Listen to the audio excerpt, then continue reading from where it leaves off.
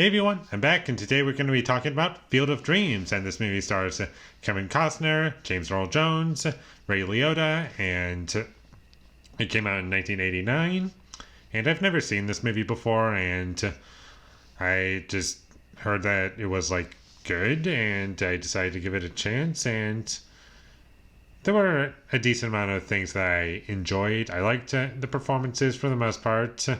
Except for the child actor, I wasn't a fan of her acting, and there was one part of the movie that had her included in it that I found to be unintentionally hilarious.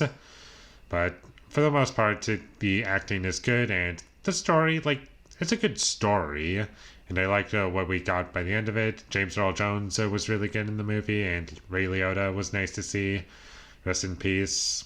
I really liked the music in the movie, composed by James Horner, and I thought it was really good. It was very subtle, kind of magical, and makes you think that something big could happen, and you didn't quite know what was going on, and it was effective, and it wasn't loud. It was all very quiet. You can kind of hear it very subtly, if that's even a word, but I think you can understand what I'm trying to say, and that's something I really liked about the movie, was that the music was good. However, my only complaint would be that I do think that they used the main theme of the score a few too many times, especially in the first half.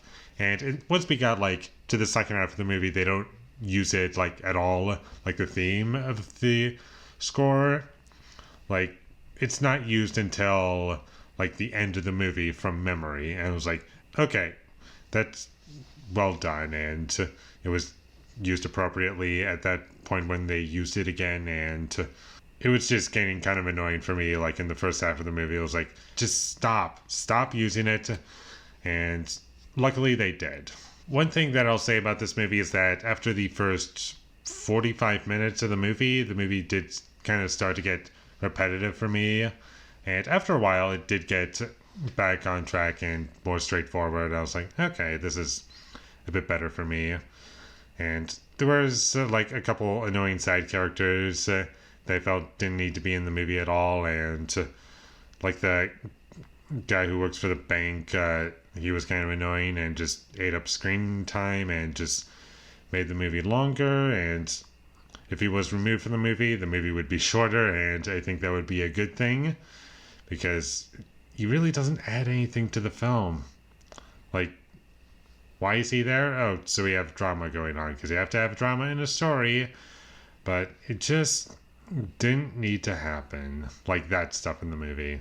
Whenever the movie was focused on the baseball team, I thought that's when the film was at its strongest, and it was the most interesting for me to watch, and there wasn't anything that I absolutely hated about the movie, aside from the issues that I just brought up, and it was a decent movie that I may revisit someday, and I liked how it ended, and I do think the ending of the movie is really good, and in terms of quality, it's pretty consistent, and I liked the movie overall. I think it's a good movie, and I would recommend it to you if you haven't seen it yet, and apparently a lot of people have seen this movie, so I guess I'm just late to the party, but I can only get to so many movies at a certain point in my life, if that makes sense. So I'll catch up to them eventually. But anyways, check this movie out if you haven't already, and with all that being said, I'm going to give Field of Dreams a 6 out of 10.